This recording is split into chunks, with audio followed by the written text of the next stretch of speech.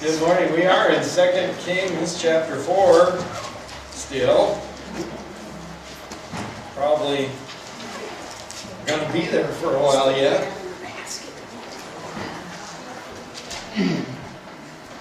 And we're going to pick it up in where we left off last time, but we probably, so that we're all on the same page and I can remember where we are, we should go at least back and reread through the passage. You may recall that we are dealing with the story of the woman from Shunem. And do we have slides capability yet? Yes. Can we pop up a slide of Shunem? Let me find your file. Find the file. You want the map or The map to start with at least, so we can kind of get ourselves oriented.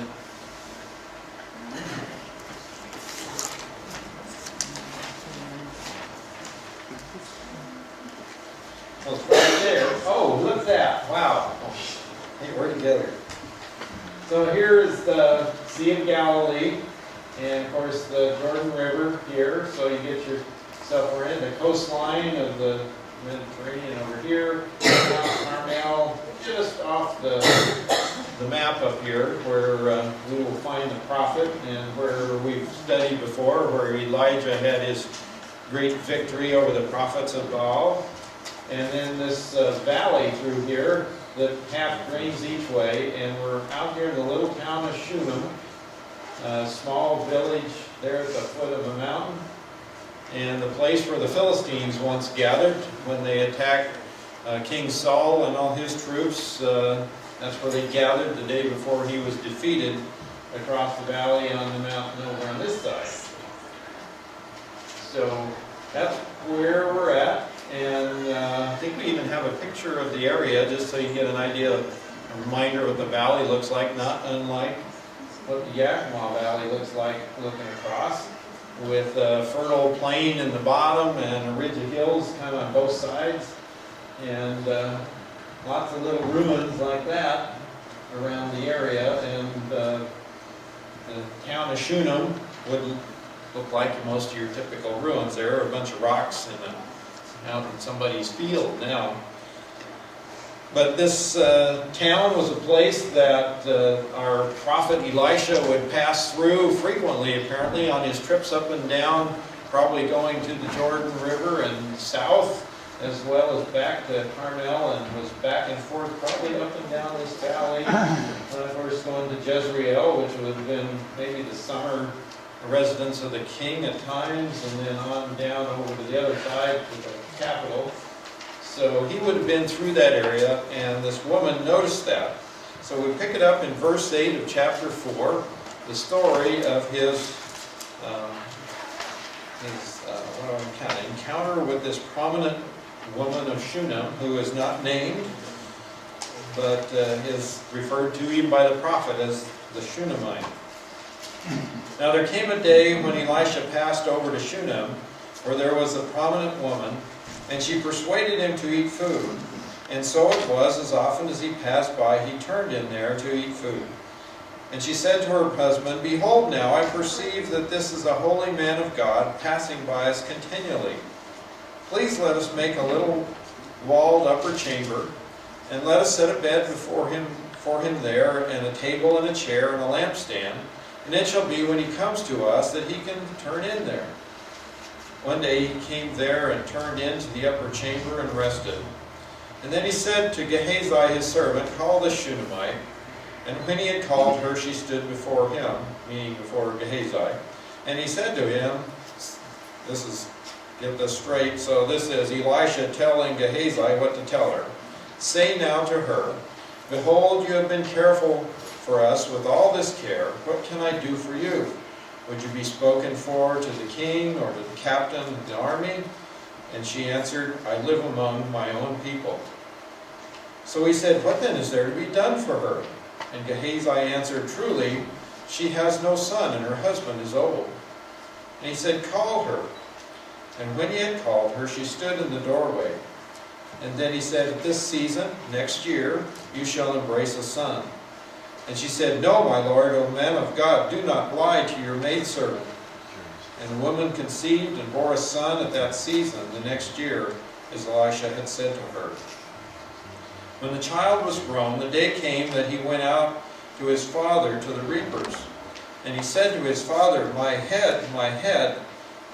And he said to his servant, Carry him to his mother. And when he had taken him and brought him to his mother, he sat on her lap until noon, and then died.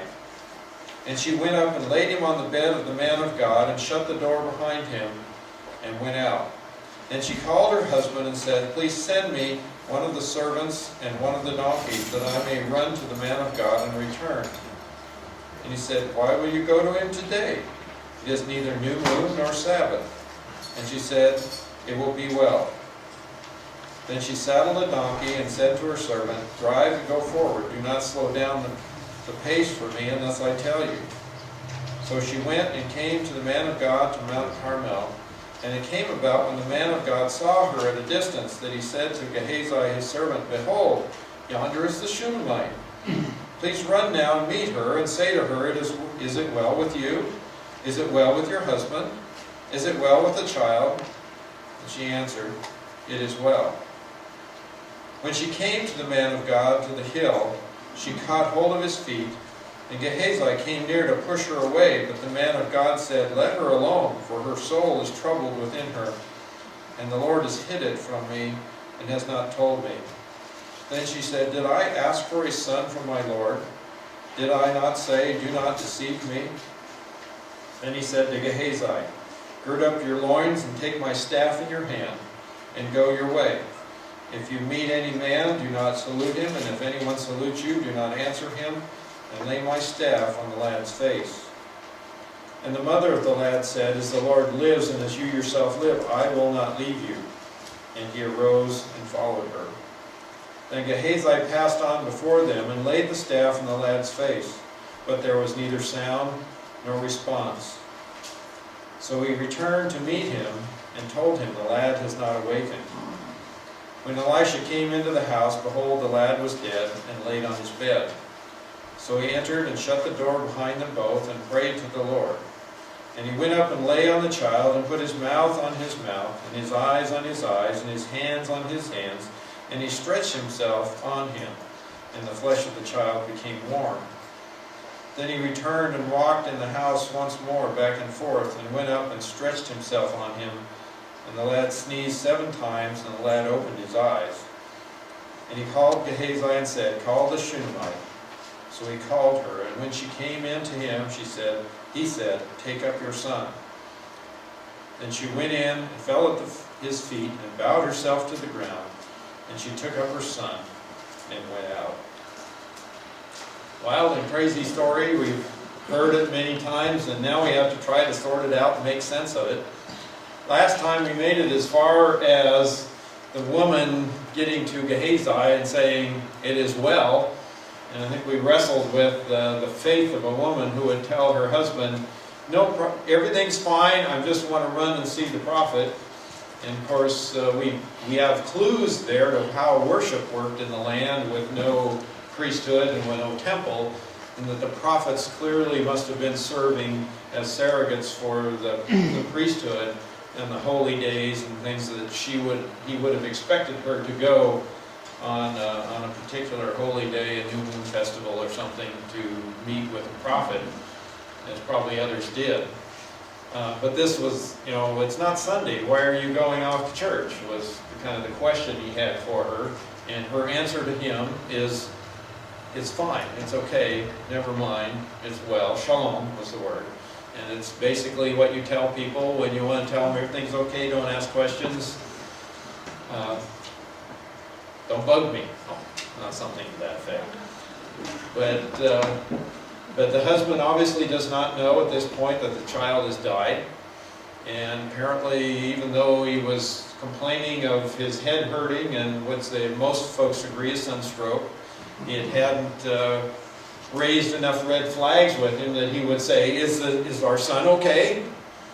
And she just tells him, everything's fine, I just need to go see the prophet. So 16 miles, give or take, to Carmel, with the donkey, and this young lad probably behind with his prod, goading the donkey forward, and she says, "Keep him going. We are in a hurry." So they've hurried there. Gehazi comes to meet her. Our first introduction to Gehazi is in this story that we may have mentioned last time, and we'll want to discuss him briefly. So there, Gehazi, and her response again is the same to him. It's fine. Why would she say that? Well, one, we talked about her faith, that in her heart it seems as though things were well in one sense, but then as she comes to the prophet, we see that change a little bit as she falls at his feet, and the idea of grasping the feet of the prophet is her way of, it's that sign of her need for him and for his help. Gehazi, thinking it totally inappropriate, wants to go and push her away and said, "No, don't be doing this to the prophet." More respectfully or something like that is probably what he had in mind. And Elisha saying, "No, I can tell something's wrong. We need to listen to her," and giving her a chance to share with him. As we wrestle through, yeah. I just want to say, I called my daughter, and she mentioned this, and she knew all about it. Uh-huh. Neat. Yeah, isn't that fun when you can share with your family members and say, "Hey, we're studying this." "Oh yeah, I know that story." That's a neat story. And it's a puzzling story as much as it's neat. It's neat because this boy is raised from the dead, and there's wonderful faith of this woman that we've seen. It's pretty clear that she has this incredible faith, and yet why is this story in here and the strange little things that happen in it? There's the handing the staff to Gehazi and telling him to run ahead for seemingly no purpose, because he does what the prophet tells him to do. There's no reaction. He comes back and said, "Nothing happened." And the prophet just goes on ahead, doesn't say no reaction to that, no comment on that. It's just, this is what he did. Why did he do that? Boy, I wish the commentators would wrestle with that one a little more. There's a couple of different ways they've struggled with that. But we need to look at that. That is a puzzle. And then when he goes into the room where this dead child is, why does he do what he does? I mean, praying, we can understand that. Why does he pray? Well, because that's the source of power. That's pretty obvious. Why does he lay on him? Why does he do it twice? And why does the child sneeze 7 times? You would think sneezing 7 times would grab everybody's attention.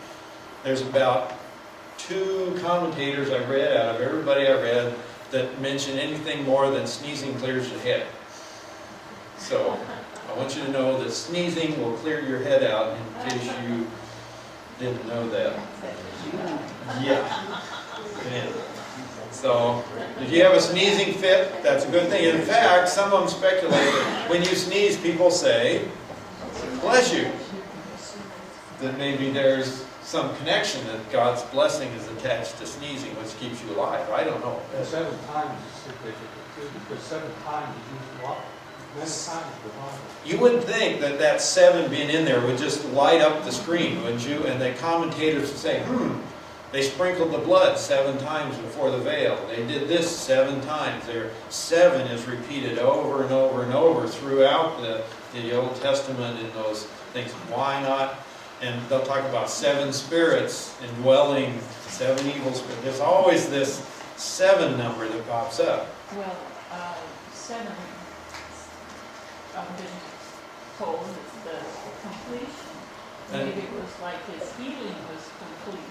Okay, so we've got the completion in there, and so that could very well be an indication of what he's talking about. Then you start questioning, did he really sneeze 7 times, or when it was being written down, did they put in that 7? Yeah, was it 7 times, or does that completion mean that he sneezed it all out? About 7 is supposed to be completion. Yeah, so it could be, so the question is, does it mean he really did 7 times and that means that the work was completed? Or did they say there was 7 times, indicating that it was sufficient to clear his head and that he was alive, if you will? So which way is it? Not only does it clear your head, but you have to take on a lot of oxygen. You get to breathe deep to do it, so, yeah. So there's all these interesting questions floating around out there, and there are all these wonderful commentators that say absolutely nothing about them. It's really frustrating. But before we just launch into all the little details, I want to kind of get you to step back just a little bit and figure out what is the audience for this story and the elements of this story, because I think there are several, and that depending on which audience God is speaking to, it may determine what exactly the message to them and therefore to us is. Of course, from our perspective, we're the audience. We want to know what God's telling us today. And He's recorded it. He chose to write it down and record this, so we know that He had something He wants us to learn. If nothing else, be able to peek into the life of a woman of great faith. So that may be, if nothing else, a lesson there. So we're part of the audience. The other audience that's there is the nation of Israel. And in particular, the northern tribes of the nation of Israel. And they're in what kind of shape right now? Disarray, at best. I mean, politically and economically. What haven't they been? What was that again? What haven't they been? Yeah, when haven't they been? Exactly. When haven't all of us been, kind of, huh? It's been just a mess. And so, yeah, there are some indications in the history and everything that they financially may have been doing quite well in this Omri dynasty, as they called it. So they could have been fine there, but religiously and spiritually, the nation has just been a mess. And Judaism's just holding on by its fingers with these prophets and a few faithful. Much like us. We Much. don't need God. Yeah. We're doing fine. We don't need God. Yeah, He's fine until we need to pray for some disaster. Right. Somebody dies. Yeah, somebody dies, and then, you know, in other words, everything's, we think is fine on the outside, but maybe not on the inside. So here's the nation of Israel as one of the audiences for this story that had to have been, was recorded, was passed on to the nation. So we have an audience there. We have an audience in the woman herself, and what was God communicating and teaching and trying to share with her. And we have an audience in this interesting guy, Gehazi. Gehazi gets introduced to us in this story. Before that, we have no indication of any special servant of Elisha's. And I kind of like to start with him just a little while, to look at him and what is it about Gehazi that maybe we can learn something from. We know he's a faithful servant of Elisha, and my guess is that Elisha is kind of hoping that Gehazi is going to be just like Elisha was to Elijah. That faithful servant that would follow him, that would not leave him. But as we follow Gehazi through these stories, you're going to find that Gehazi has a bunch of distractions in his life and some real struggles, and he's not going to make the cut with Elisha. In fact, he is going to end up in a leper colony before it's all over with, which is a sad situation because he's with the prophet, God's man, and his chance to follow him is there. But we see in this one, he's the go-between. He's the one that the prophet uses to communicate with the Shunammite, and so he's a trusted guy, trusted to give a message and to give an accurate message. And so you have to wonder, as he is sent out, he's first sent out to greet the woman, and she says everything's fine, and then obviously it's not just fine. And you notice in this exchange, we're not told where she says, my son is dead. But you understand that everybody gets that message, that something bad has happened to this boy. And the question the commentators struggle with, did he think he was dead or did he think he was asleep? Why did he send his staff with Gehazi? Well, first of all, they sent him with Gehazi. Was it for Gehazi to see something? Perhaps Gehazi has a wrong understanding of what the prophet is and the prophet's power and his ability, and he's trying to get his prophet's assistance to understand how God works. So we sent him down, gird up your robes, and you run. My guess is Gehazi is easily distracted. It was often the custom in those days, as the commentators tell us, for a lengthy greeting. And you meet somebody along the road that knows you and you know them. Oh, let's discuss the weather, the relatives, the friends. There's this rigmarole you would go through with very customary that you just kind of almost had to go through. And my guess is Gehazi enjoyed doing that, and Gehazi probably enjoyed working for the prophet. We'll see that as you read through if you read ahead into the other stories of Gehazi, you can begin to see in him what the master doesn't seem to enjoy, his fame, his influence, and financial rewards. Gehazi very much got his eye on, and thinks that his master should be paying attention to that. And he'll get it for him if he has to. Well, he might keep some of it for himself. But anyway, you got this guy's easily distracted, and the guy's telling him, don't you be distracted, you have a mission. This mission is urgent, and you go there and you take the staff. Well, why the staff? Anybody got any wild ideas why the staff? You ever see a staff? Representation. Represents something, doesn't it? It clearly represents something. Wasn't the staff held over the water when Elijah had to go across? Actually, he struck the water Struck the water. with his cloak. So it wasn't the staff there, but we've seen staffs used in other cases. Well, he used the staff to raise the axe head that had fallen. Okay, he'll use that later, yeah, in a later story. Moses did the staff over the water at the Red Sea. Moses had the staff, and he did all kinds of things with that staff, didn't he? And it represented what? The power of God in the hand of Moses. A channel of power. So it's possible that the thought was that you would take this staff, that it conveyed God's power to do miracles.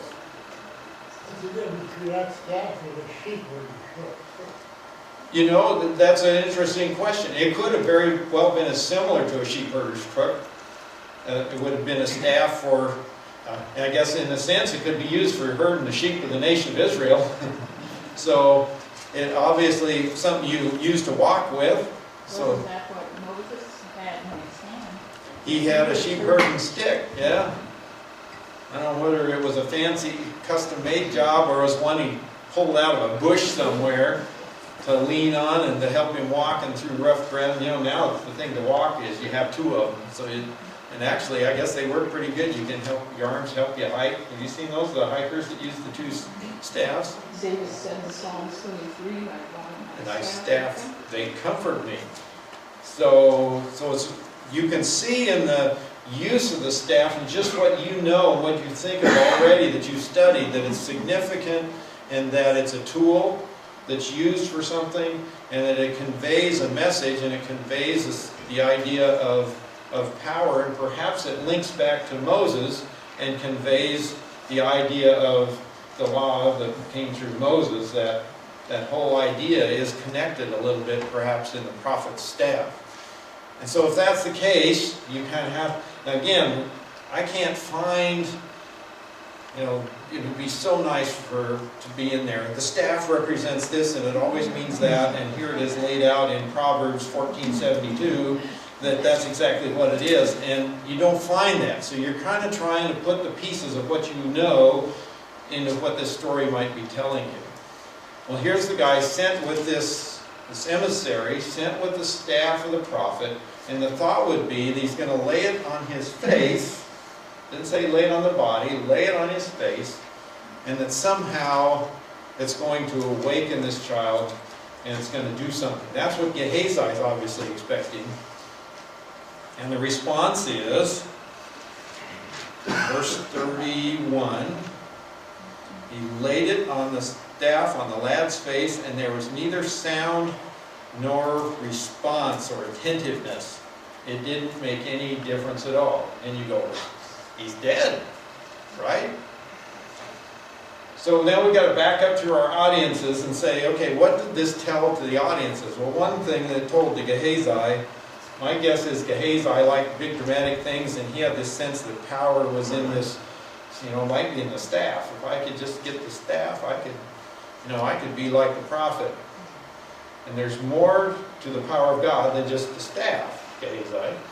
But he puts the staff on the child's face, and when nothing happens, and it doesn't tell us how long, he leaves. Yeah. Says, well, that didn't work.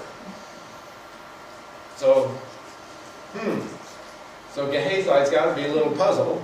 It depends on who the staff belongs to. You know, that man is God's man. Okay.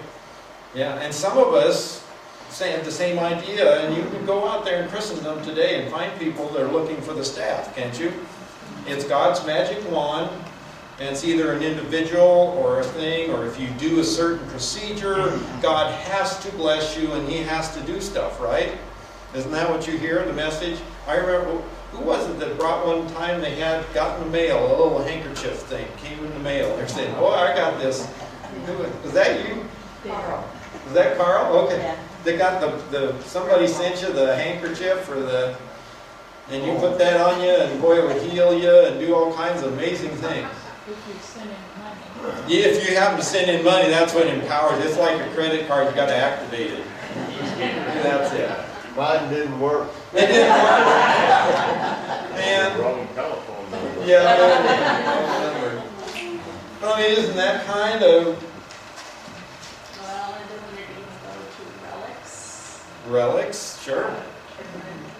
Yeah, all those things. If you go to the Philippines today in the Church of the Black Nazarene, and you will find these statues and people lined up. There's a whole bunch of them. Some are laying down, some are on the wall, and people come in with their handkerchiefs and they rub them on there, and they take them home and they rub them on themselves or their sick ones, and they believe that there's power to heal in those.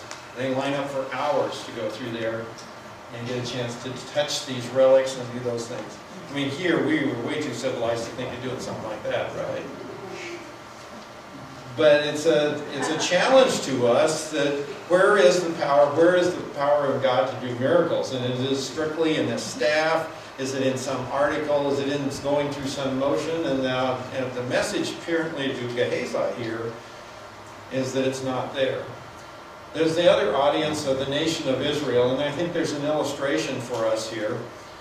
The nation of Israel is God's chosen son, if you will, His child. And what is the state of the nation of Israel at this time? They've turned away from God, and for all intents and purposes, they are dead.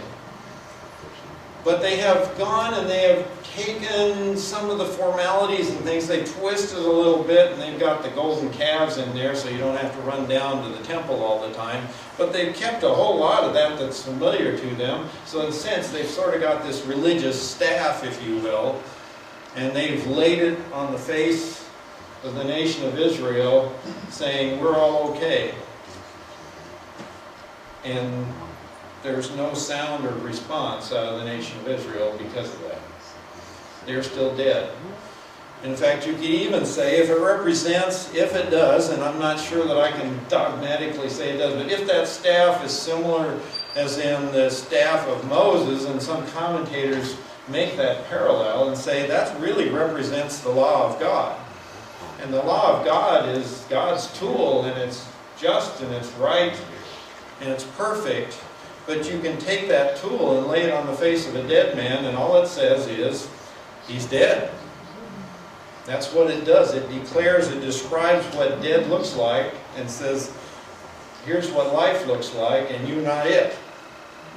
That was the purpose of it, was to demonstrate that indeed, that those who are lost, that they are dead spiritually, and the law was sent as a tutor to teach and to explain that to them. So there's a number of illustrations that may be in this passage when he takes that staff and lays it upon the face of this child, for Gehazi to see that it's not in the staff, Gehazi. There's something more in the power of God than just waving the staff around. And that maybe this is a message for him to learn to try to get the heart of the prophet that he hasn't yet captured. There's, yes? You talk about the faithful Shunammite woman, but you have not talked about Gehazi's faithfulness. Did he totally believe that he had God's power to do something with that child, or was it ho-hum? We don't know. It's totally silent about that, what he was expecting. The best that we got is he did what he was told and went, huh, nothing happened, and went back and told him nothing happened. Beyond that, we really don't know. As we look ahead, we can see kind of his character beginning to shape up, and we can speculate, but we don't really know. I guess the one thing I would pull out of this story, if you were to pull anything out, would be the fact that she went back and said, this was your word. The fact that she said, didn't you tell me you were going to deceive me, that you were going to give me a son, which meant someone who would inherit and the family name and all that involved.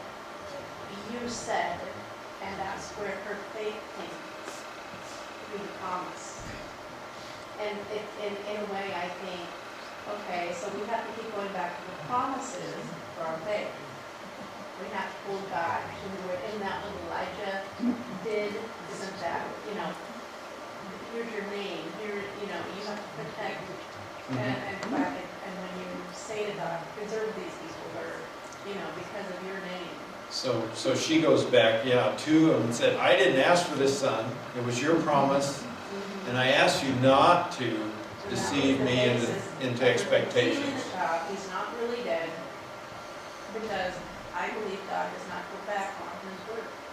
And obviously she's not just given up and started to have a funeral, and she's not gone away and said, well, invite him down to the funeral. She has gone to him seeking and expecting. So we see in her faith in that promise that was given. That this is what God said. I don't see her saying, do this for God's glory, but yet that may very well be in there, as this woman demonstrates a lot of faith. Because you notice when Gehazi takes off, she doesn't say, oh good, it's taken care of. Did you notice that? She says, I'm not leaving you. He says, as the Lord lives and as you as yourself live. We've seen that before. I will not leave you. And he arose and followed her. In other words, I need you to come. She knows that God is with this man. She doesn't trust that it's in Gehazi.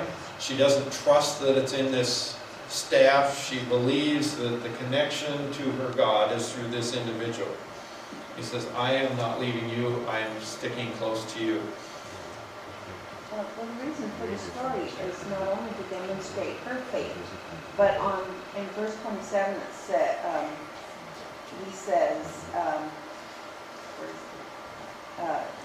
the Lord has hid it from me and hath not told me. So it is to strengthen him. Even Elisha. Yes. Elisha is saying, I don't know what's happened here, so I'm going on trust that God is going to take care of this situation as well. And some commentators speculate that his first shot at it is send my staff. Maybe that'll do it. Others say, no, I think it's more intentional than that he knew that wasn't going to simply do it, but he was trying to teach with that tool. To teach the woman it's not, and to have her faith be in something greater than just the staff, and for Gehazi perhaps, that there was a message he was going to be teaching. It's not clear. It's really fuzzy, and the commentators struggle to try to tell us what they think. So the best we can do is kind of compare. But yeah, her faith and his faith are both being challenged here. And obviously he's willing to go, because he believes that God had given her this son. And both of them probably know of Elijah and the widow's son there, where he was staying with her. So that parallel, everybody does draw on that and say, man, they both had to know this story. And so their faith is being tested. Made me think of David and when he writes in the Psalms, often he is saying that these, Lord, rescue me out of this desperate situation. And in that, what you see is that he's saying, but you've stretched me and tested and proven, you've increased my faith by putting me into this jam. And so part of that give and take between God and His people is His people demonstrating faith. And He says, that's wonderful, I appreciate your faith. Here's the next trial. Let's see it grow. And the question is, will the Son of God, will the child of God look at that thing and go, oh Lord, you totally abandoned me, I just hate your guts for doing that to me. Or will the child of God do as this woman did and as David would do most of the time and say, oh, you took care of me here, you'll take care of this. I think about with the faith life. I prayed, God didn't answer, so, why? Yeah, well, that didn't work, so I guess we're done. Yeah. And He says, we're not done praying yet. And you go to the next step. Whatever it is that God's promised, and first part of her faith could very well be, it doesn't matter if the lad lives or not. I know, my faith tells me that he's okay. He's a gift from God, and God's taking care of him. However, I would like to have him be here and inherit, if you would. Yeah. And so there's always those two sides, accepting that if this is what God has, and that's the way it will be, but on the other hand, not giving up and saying it's over. This is a challenging passage with all those ins and outs in it. So we've got him in the house, and we got just a few minutes. He's finally arrived. It's a long time, folks. That boy was dead a long time. 5 hours there, probably. 5 hours back. So 10 hours later, sometime late at night, they arrive back home. And back in my mind, I'm going, where's the husband? Yeah. Where's the husband? At this time, does he know? Well, where'd she go? Where's our son? He's where? Up in the... Well, does he go check on him? Or does he say, no, there's not... She said not to disturb him. Well, you know what? I see a father who seems to be a good man, a faithful man. He's older, obviously. Probably, is looking out for his wife, make sure she has the donkey, she gets the car to run to town when she needs it, and things like that. He doesn't question her need to go somewhere, but probably not real involved in the spiritual life of the home. That much time, the evening, the dinner, so they must have had, she's wealthy. And they have servants, obviously. So Yep. things Things are taken care of, and he's wondering where she is, and maybe he thinks she's taken the son with her. It's hard to know what the servants have told him. He's really not greatly in the picture, but you get a picture of a woman who is very faithful, very committed to her faith, and committed to this guy, and a husband that's there enough to go along and say, yeah, fine, whatever, let's build him a room, sure, glad to have the man of God come by here, but is not the spiritual leader, driver in their home. So maybe an okay guy, but maybe there's a little picture for him as well. We aren't told what happens after this. Does he suddenly wake up and go, oh my goodness, have I missed the boat? So that's a whole other story we aren't told that you have to wonder about. So he comes in the house and he closes the door behind them both and prayed to the Lord. Why did he shut the door? Why did it bother to tell you that he closed the door? Anybody read those things and get bugged by that? Between he and God. Aha. It doesn't need anybody else. It doesn't need anybody else. He's not there for show. Does that tell you anything about television? No. I hate to say it because I'm sure there are very good preachers on television that have a heart for God. There must be some out there in that mass of them. There have to be. Jesus said when you pray, Go into your closet. When I was a little kid, my great-grandmother, Sharp, was still alive, and she was a very devout Seventh-day Adventist. And every afternoon, when she was in our place, every afternoon, she'd go into the room and shut the door, and my mom said, Don't bother. She's "Don't praying. bother, she's praying," and she maybe been there for, maybe took a nap too. Yeah. She was in there for, for an hour or so, but that was definitely off limits, but she went and closed the door. So what we've got is a relationship between God and God's man, and he's closing the door. It's not for show. It's not to be a demonstration for the public It's between God and this individual. And I think there's a powerful message in that to our modern world of television and reality TV, that there are some things that aren't to be exploited. So he's in there and he prays, first thing, which is important for us to note that that was his first action. And then he does this strange thing. He went up and he lays down on the child, and he puts his mouth on his mouth, his eyes on his eyes, his hands on his hands, and he stretched himself on him. And the child's flesh became warm. And I'm amazed how many biblical commentators tell you that he just did an early age form of CPR, and the heat from his body went into the child's body and warmed it. And you're going, you've got to be kidding me. That's why you think he did that? And there are several good commentators that say what he was doing is, well, you have to do everything physical you can, which tells you when you're ill or whatever, you go to the doctor first, and it's okay to go to the doctor, and then you pray and ask God to do what he does. And that's true. You do use the doctors God's given us, and you do take action medically when there's physical ailments. You do that. But is that what's being taught here? Anybody believe that? But don't you do it the other way around? You pray first and then put it down? Yeah, well, he did pray first, and then he laid on him. So he's doing the latest medical techniques here. I don't think that's what he was presenting here. And the other question is, this is behind closed doors, so nobody sees it. It's only revealed afterwards and recorded that this is what he did. And it's recorded, obviously, for a purpose, because there's got to be a lesson in this. And there's a lesson for dead Israel, for one.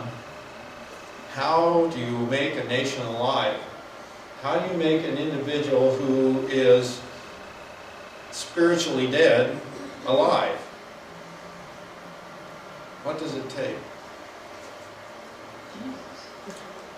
It takes identification, doesn't it, for one? And there appears to be identification here with this one. It's almost like he's infusing himself into the child, but also like if he's spread eagle, I can't help but imagine the cross, under Jesus Christ.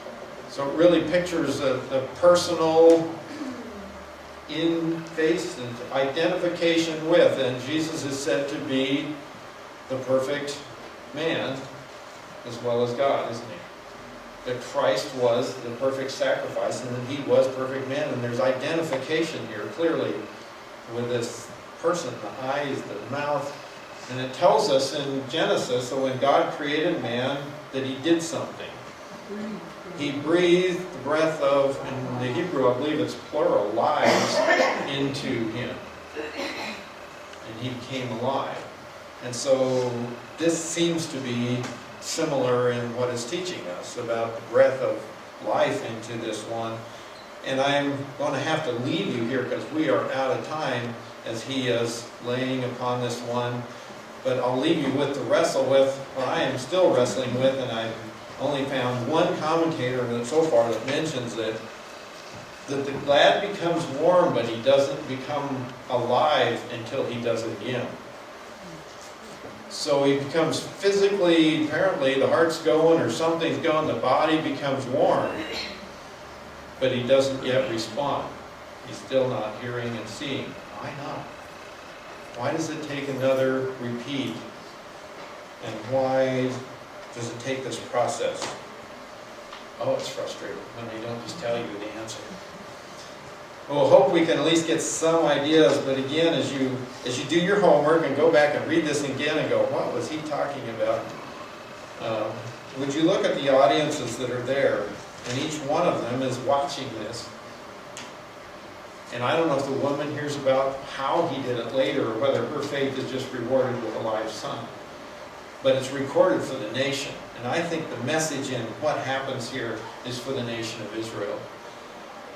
It's for those who are walking away from their God. They're dead, and they think that by doing their little routines or seeking these other gods that they're going to find life.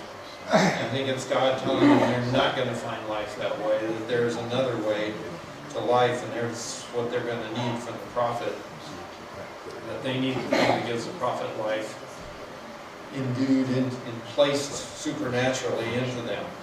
So there's a message here of what it takes to bring life to death to a nation. Let's close with prayer. Father, we thank you for this passage, even though it frustrates its no end to try and understand all the complexities of what's happening here that are not explained for us. Things that maybe to the Hebrew mind in the time they were written were more clear, that because of our language barrier and our culture barrier that we have difficulty understanding. But clearly you've recorded this passage because it's important for us to understand about yourself, understand about what it takes to bring life back to one who was dead. How different from our Lord's resurrections, if you will, of individuals where he simply gave the command, Lazarus, come out, and he walked out, and same for the others, that he would just give a command and they would be alive. And yet here, before the cross, we see much prayer and ceremony being used to bring this one back to life. From a man who was charged to bring your nation back to life. And we pray that if there's a message for us, maybe not as a Jewish nation, but as your people, that while we may look physically alive, often spiritually, we're not. We've taken the wrong turn somewhere. And there's a need for us to be filled with your Spirit, to be awakened, if you will. And Father, we pray that you would give us a heart's desire for that you would give us the faith of this woman and the promises of God, that what she was promised she would receive. And when we face those challenges, that we would trust you, that this is another way to prove our faith and to prove our God faithful, and to stay close to you and follow you through all of it. But that we would have a desire to know you, to understand you, and to be alive. We thank you for our time together this morning. In Jesus' name.